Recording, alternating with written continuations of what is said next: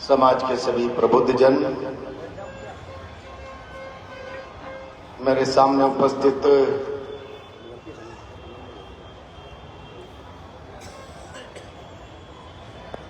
श्री महावीर जी और आसपास के गांवों से आए हुए महानुभाव, कलश यात्रा में शामिल मेरी माताएं और बहनें,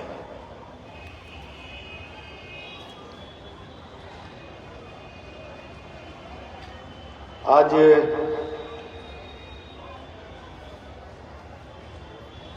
भगवान देवनारायण जयंती के उपलक्ष्य में आप लोगों ने भव्य शोभा यात्रा का आयोजन किया है। मैं इस अवसर की आप सबको बधाई देता हूं, शुभकामनाएं देता हूं।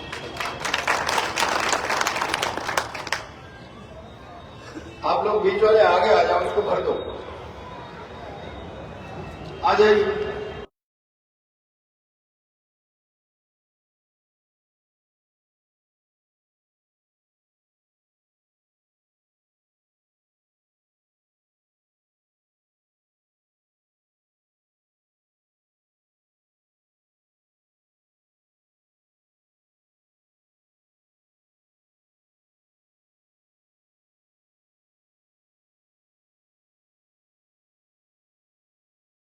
आप लोगों का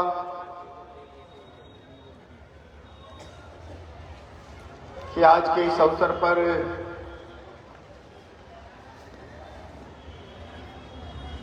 यहाँ की सरदारी ने भव्य रथ बनाया है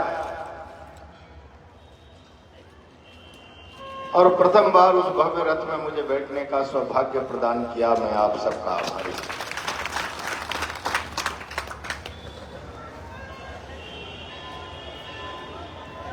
मैं रथ में बैठा था, एक अलग प्रकार का गौरव अनुभव कर रहा था। इसीलिए नहीं कि आपने मुझे रथ में बैठा दिया, मेरे बगल में एक दिव्य मूर्ति बैठी थी। कहते हैं ये तन समर्पित, मन समर्पित,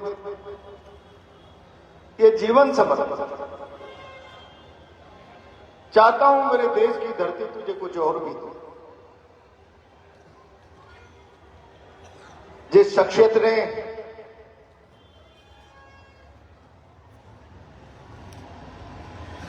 देश की सेवा पे अपना इकलौता पैसा समर्पित कर,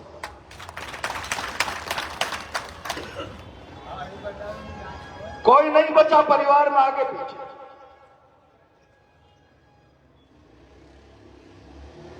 शहादत की, समर्पण की भावना क्या होती,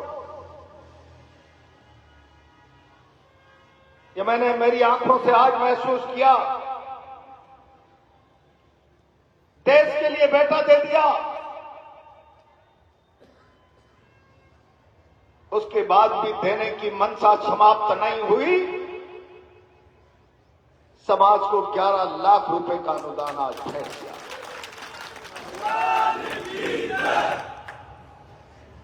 मैं धन्य महसूस कर रहा था ऐसे व्यक्ति के बगल में बैठ।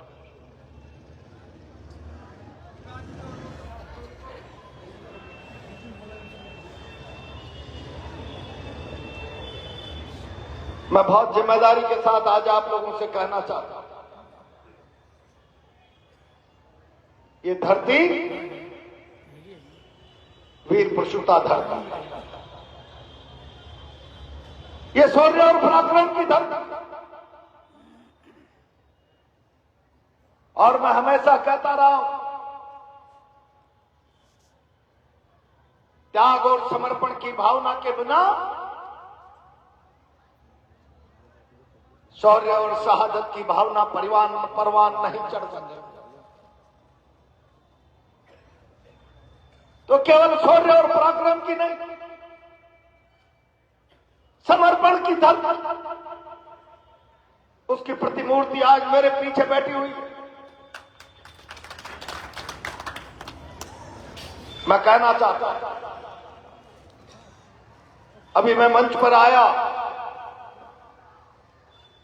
तो मैं देख रहा, मैंने आयोजक मंडल के लोगों से कहा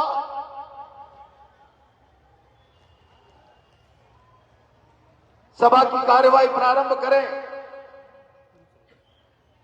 मुझे तकलीफ के साथ कहना पड़ रहा है, सभा की कार्यवाही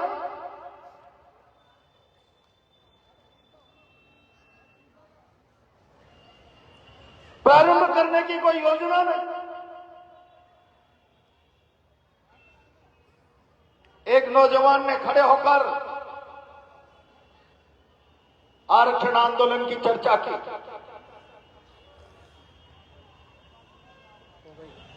और चर्चा करके उसमें मेरे योगदान के बारे में बताने की प्रयास किया। मैं बहुत जिम्मेदारी से आप लोगों से कहना चाहता था, उस लड़ाई का हिस्सा मैं बना और उस लड़ाई का हिस्सा तब बना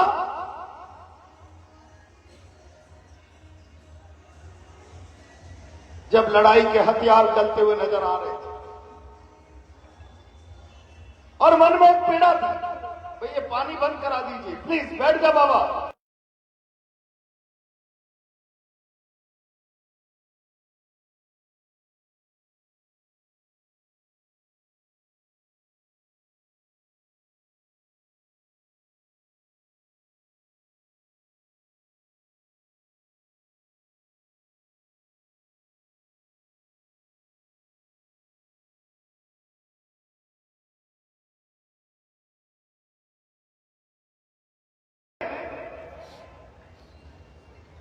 बहत्तर बच्चों का बलिदान दिया।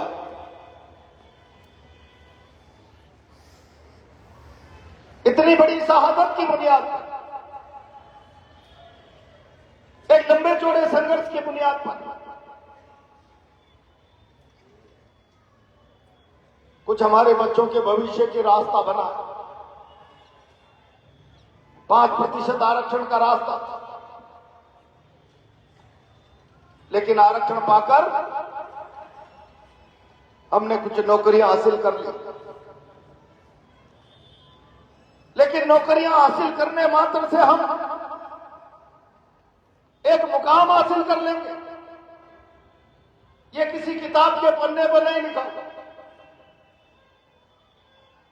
उस मुकाम को हासिल करने के लिए समाज को बुद्धिमत्तापूर्वक एकजुटता का निर्णय करना पड़ा, एकजुटता का प्रदर्शन करना, एक मुखी और एक राय होकर चलना पड़ेगा। मैं राजनीति में आया तब से जब जब समाजों के मंचों पर गया और खासतौर से गुर्जर समाज, जो ग्रामीण अंचल में रहने वाला, सदियों तक अंग्रेजों और विदेशी आक्रांताओं से लड़ने वाला, समाज की मुख्य धारा से अलग थलग लेकिन पराक्रम से परिपूर्ण, मैं कहता रहा जब तुम लाठी हाथ में लेकर निकलते हो तो कानून व्यवस्था बिगड़ने की आशंका से कानून तुम्हें रोकता है। मैंने लाठी छोड़ने की सलाह नहीं दी, लेकिन मैं सलाह देता रहा, ये लाठी मत छोड़ो। उस झंडे में भगवान देवनारायण का झंडा डाला।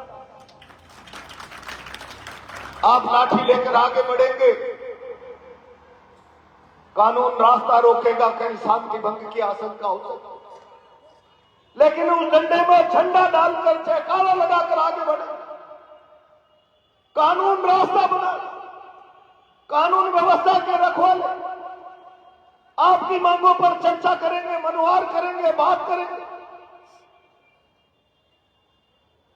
मुझे पीड़ा है, जिस भगवान देवनारायण के झंडे के नीचे में सारे समाज को संगठित समर्पित एक मुखी एक राय करने की बात पिछले कई दशकों से लगातार राजस्थान के कोने कोने में करता चला आ रहा,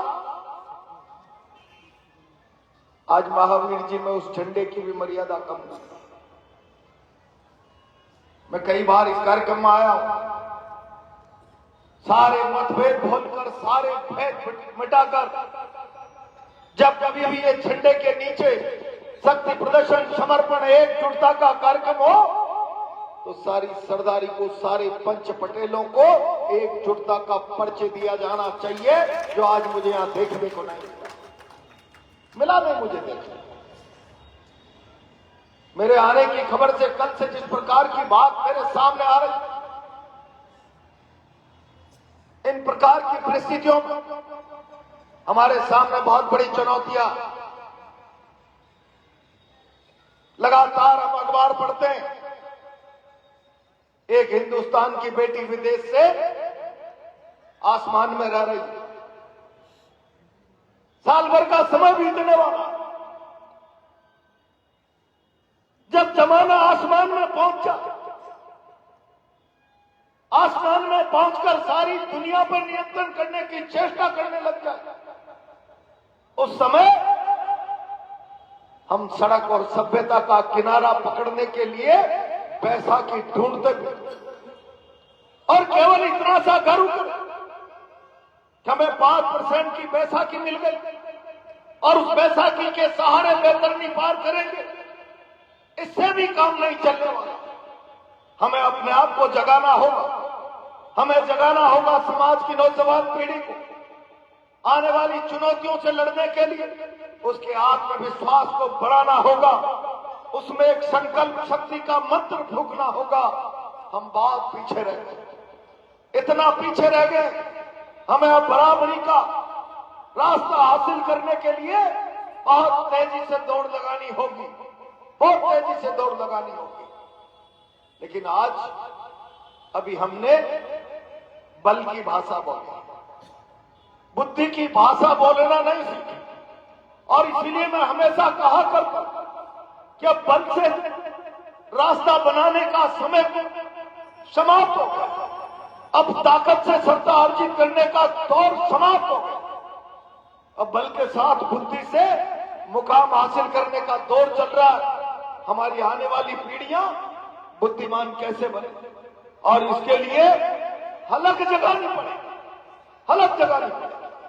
एक पढ़ी लिखी नौजवान पीढ़ी तैयार करनी पड़ेगी, घर घर का बच्चा पढ़े इसकी चिंता करनी पड़ेगी, और चिंता इस रूप में करनी पड़ेगी केवल पढ़े नहीं, पढ़ लिखकर किताबी ज्ञान के आधार पर अपने खुद के लिए पैसा कमाने की मशीन बन जाए, उससे काम नहीं चलने वाला। उसमें संस्कार डालने होंगे।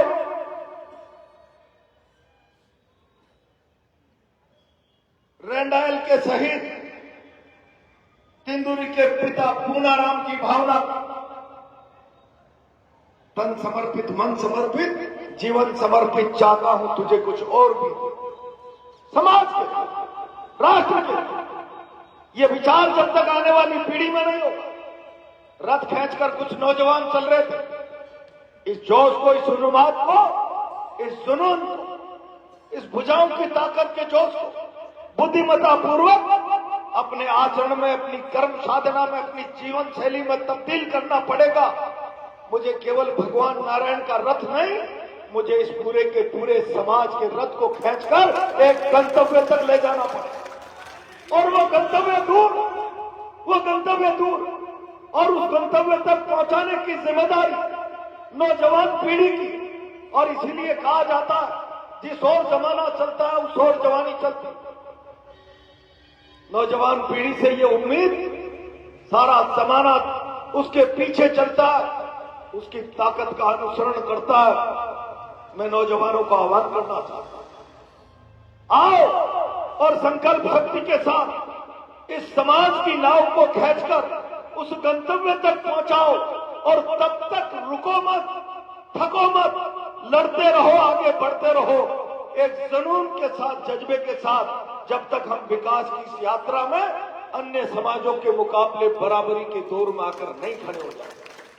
मुझे लोगों ने कहा, कल मुख्यमंत्री जी आए थे, और मुख्यमंत्री जी यहां पर एक विद्यालय खोलने की, छात्रावास खोलने की, एक जानवरों का अस्पताल खोलने की घोषणा करके चले गए। मैं कहना चाहता हूं मुख्यमंत्री, आप मुख्यमंत्री थे तब भी राजस्थान में लोकतंत्र की हिंदुस्तान में व्यवस्था थी तब भी, और व्यवस्था नहीं थी तब भी अपने जानवर को पालना, उसकी सुरक्षा करना, उसका इलाज करना, उसका जीवन बचाना, ये तो हमारा परंपरागत पुश्तैनी धंधा रहा है। हम इसको आगे कर लेंगे, लेकिन आज यहाँ जरूरत इस नौजवान के सुनहरे भविष्य को सुदृढ़ करने के लिए अस्पताल से ज्यादा महावीर जी में कॉलेज की जरूरत है। अस्पताल से ज्यादा आज भी 5% आरक्षण के बाद भी आशंकाओं के बादल आसमान में लटके रहते हैं।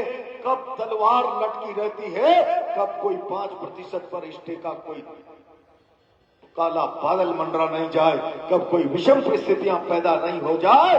और इसीलिए ये नौजवान हमेशा मांग करता चला आया है कि 5% आरक्षण को भारत के संविधान की 9वीं अनुसूची में शामिल किया जाए। मुख्यमंत्री जी, आप समाज के साथ सद्भाव रखना। आप कल कह रहे, प्रधानमंत्री ने कहा हिंदुस्तान में केवल 4 जातियां हैं, किसान, जवान, किसान, गरीब, अमीर, किसान, जवान, महिला, पुरुष।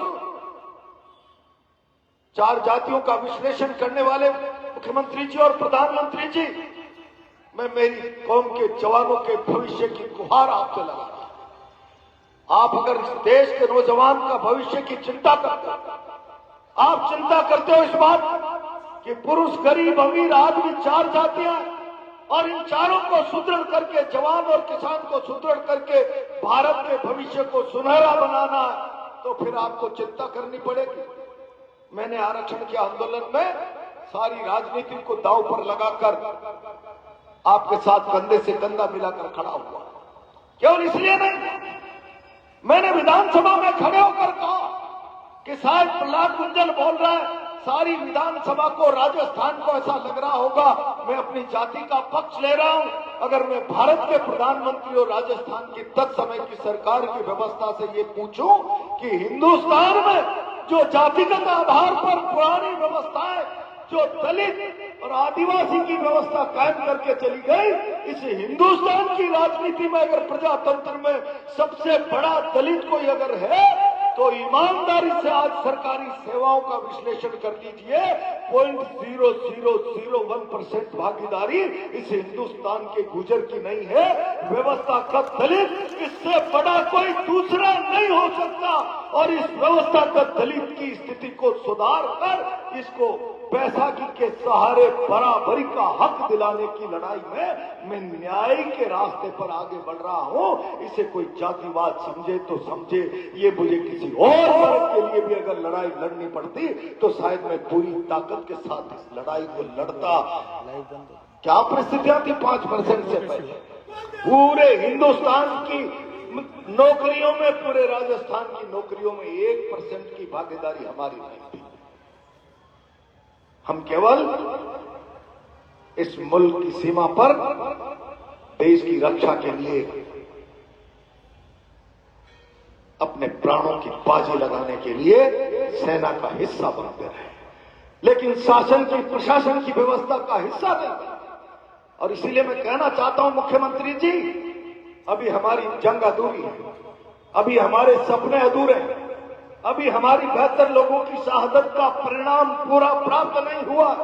अगर आपको चिंता है, प्रधानमंत्री जी को चिंता है, आपको किसान, जवान जैसी जातियों के बारे में नारों से आगे बढ़कर कुछ कर गुजरने की इच्छा शक्ति आपके पास है, तो फिर आओ इस कौम के नौजवानों के सुनहरे भविष्य को सुरक्षित करने के लिए अनुसूची में डालने का वादा करो, इसकी घोषणा करो।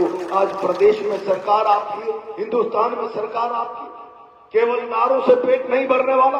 हिंदुस्तान में आप किसानों की एक सुदृढ़ जमात कहते हो, उन किसानों को जब हिंदुस्तान आत्मनिर्भरता के रास्ते पर घुटने टेक कर चल रहा था खाद्यान्न की दृष्टि से, लाल बहादुर शास्त्री ने इस मुल्क को आह्वान किया, जय जवान जय किसान, भारत के किसानों उठो, अब अमेरिका के उधारी के गेहूं पर अपने आपको निर्भर मत रखो, आत्मनिर्भरता का रास्ता बनाओ। एक प्रधानमंत्री के आह्वान पर भारत के किसानों ने खून पसीना बहाकर इस भारत को आत्मनिर्भरता और समृद्धि के रास्ते पर खाद्यान्न के क्षेत्र में आगे बढ़ाने की चुनौती का मुकाबला किया, संघर्ष किया और उसकी अगुवाई की पंजाब के किसान ने, हरियाणा के किसान ने, बंगाल के किसान ने। आज वो हरियाणा, पंजाब और पूर्वी उत्तर प्रदेश, पश्चिमी उत्तर प्रदेश का किसान सालों सालों तक अपने लिए न्याय और हक की लड़ाई मांगता रहा और हजारों की तादाद में लोग सड़कों पर बैठे बैठे अपने प्राणों की बलि दे चुके। आप किसान को एक अलग जाति परिभाषित करके केवल थोथे और खोखले नारों में, शब्दों में, बयानों में मैं आज महावीर जी की धरती से कहना चाहता हूं, हिंदुस्तान के उस पवित्र धरती से कहना चाहता हूं जहां सारा मुल्क आकर हिंसा की उपासना करता है, पूजा करता है। प्रधानमंत्री जी, आप केवल नारों से नहीं, बयानों से नहीं, ये केवल आपके पास शब्द जाल में इस मुल्क की जवान को, किसान को उलझाने के लिए केवल नारे और ढकोसले बचे हैं। अगर आप वास्तविक अर्थों में करना चाहते हो तो फिर आओ, किसान की एमएसपी की बात करो, जवान के साथ न्याय की 5% न भी अनुसूची की बात करो। भारत का सुनहरा भविष्य तब तक सुदृढ़ नहीं हो सकता जब तक आदिवासी, पिछड़ी जातियों के नौजवानों का भविष्य सुरक्षित नहीं हो सकता। भारत का भविष्य तब तक मजबूत नहीं हो सकता जब तक किसान के घर में आत्मनिर्भरता और संपन्नता, उसकी परचेजिंग पावर नहीं बढ़ जाती। मैं तो कभी कभी आज कहना चाहता हूं, भारत के प्रधानमंत्री 15वें साल प्रधानमंत्री बनने के बाद कहें मैं 80 करोड़ लोगों को 5 किलो का गेहूं महीने का प्रति व्यक्ति देता हूं। प्रधानमंत्री जी, 10 साल बाद अगर आप ये कहते मैं जब आया था तो 80 करोड़ लोग 5 किलो की खैरात पर अपना जीवन बिताते थे, मैंने आने के बाद किसान को इस आत्मनिर्भरता की स्थिति में लाकर खड़ा कर दिया। उन 80 करोड़ में से 40 करोड़ लोग अपने घर पर दरवाजे मांगने आने वालों को 5 किलो की खैरात देने की स्थिति में आ गए। तब तो मानते कि मुल्क आगे बढ़ रहा है। 80 करोड़ लोग झोली मांगकर 5 किलो की खैरात पर पलते रहे और भारत के प्रधानमंत्री इसको उपलब्धि और गौरव के रूप में प्रचारित करते रहे। मैं बहुत जिम्मेदारी के साथ कहना चाहता हूं, इन चुनौतियों से किसान को निकालने के लिए, इन चुनौतियों से जवान को निकालने के लिए अब नारों में, ठकोसली आवाजों में बहने के बजाय जिम्मेदारी से अपने हक और अधिकार, न्याय और इंसाफ की आवाज को, भाषा को समझना होगा, उस दिशा में आगे बढ़ना होगा। आज तो मैं केवल इतना ही कहना चाहता हूं, मैंने पहले भी आप लोगों की लड़ाई में जान की बाजी लगाकर राजस्थान के कोने कोने को जगाने का प्रयास किया है। फिर कोई ऐसी नौबत आई, भगवान करे ऐसी नौबत नहीं आनी चाहिए, लेकिन आपके हक और अधिकार की लड़ाई का अवसर आया तो प्रहलाद गुंजन को आवाज देकर देखना, जान की बाजी लगाकर आपके लिए खड़ा मिलेगा। लेकिन मैं विनम्र प्रार्थना आज आपसे करना चाहता हूं, बंदी मुट्ठी लाख की और खुल गई तो खाक की। जो इस कार्यक्रम को लेकर 2 दिन से चर्चाएं सुन रहा हूं, आपस के भेदभाव की, फूट फाट की, वो चर्चाएं समाप्त होनी चाहिए। संगठन की शक्ति एक मुखी होनी चाहिए। मतभेद अंदर भेद हो तो घर में बैठकर निपटा लें, सार्वजनिक रूप से मतभेद बाहर नहीं आने चाहिए। अगर सार्वजनिक रूप से मतभेद बाहर आ गए, मुट्ठी खुल गई तो खाक की कीमत हो जाएगी। और इसीलिए सारे लोग एकजुट रहें, एकमुखी रहें। मैं कुछ और भी बातें करता, लेकिन यहाँ मंच मर्यादित नहीं, अनुशासित नहीं, व्यवस्था संचालित कुशलता से नहीं, जिम्मेदारी से नहीं, क्या किस दिशा में सभा जाने वाली है, कोई एजेंडा नहीं, मुझे सेल्फ ही खड़ा होना पड़ा। मुझे लग रहा है कि ये कब तक चलता ही रहेगा, चलता ही रहेगा। एजेंडा क्या है, किस पर चर्चा करनी है, मैं इतना जिम्मेदारी से आज आपसे कहना चाहता हूं। ये करौली के लोग, माधोपुर के लोग, दौसा के लोग कभी कोटा मेरे पास आते हैं, कोचिंग का हब है, मदद मांगने के लिए तो एक एक बच्चा उठकर खड़ा होकर कह सकता है मैं हर सूरत में उनकी मदद करता हूं। और आगे भी आपको भरोसा दे रहा हूं, कोटा में कोचिंग के संदर्भ में आपके बच्चों को, गरीबों के बच्चों को किसी भी प्रकार की न्याय संगत मदद की आवश्यकता होगी तो प्रहलाद गुंजल पूरी ताकत से आपकी सेवा के लिए खड़ा हुआ है। बस मैं इतना ही निवेदन करना चाहता हूं, इस पढ़ी लिखी पीढ़ी को बाबा के संस्कारों से परिपूर्ण करो, बाबा के संस्कारों से। मैं तो आईएएस लोगों से भी कहता हूं, कई बार कोई आईएएस बन जाता है, कोई थानेदार बन जाता है और समाज पर आकर राठौड़ी करता है। तब मैं उनसे कहता हूं कि तुम आईएएस बन के समाज पर राठौड़ी कर रहे हो, तुम्हें आईएएस बनाना किसी सरकार के बूते नहीं था, तुम्हें आईएएस बनाना तुम्हारे माता पिता के तो बूते था ही नहीं, तुम्हें आईएएस बनाया तो इस समाज ने बनाया।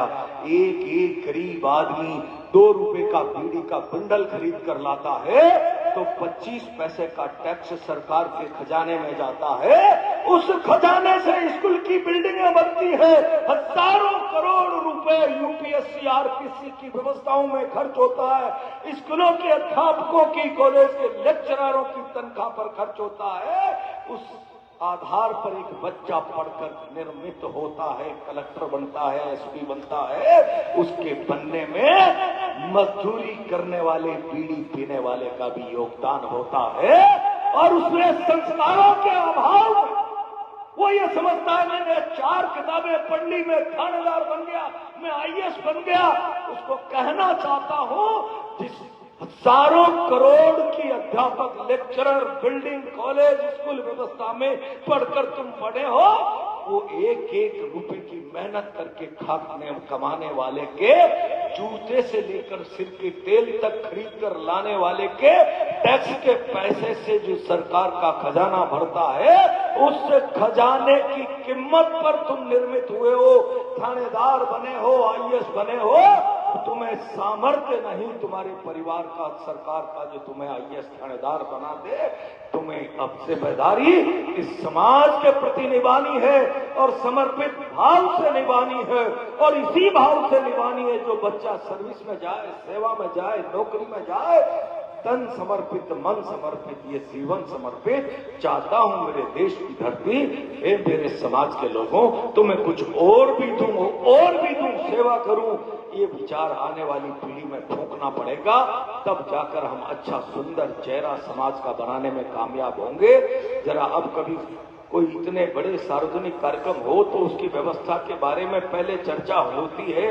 होच-पोच कार्यक्रम नहीं हुआ करते हैं, होच-पोच कार्यक्रमों का परिणाम होच-पोच होता है। बैठक में कई बार कहता हूं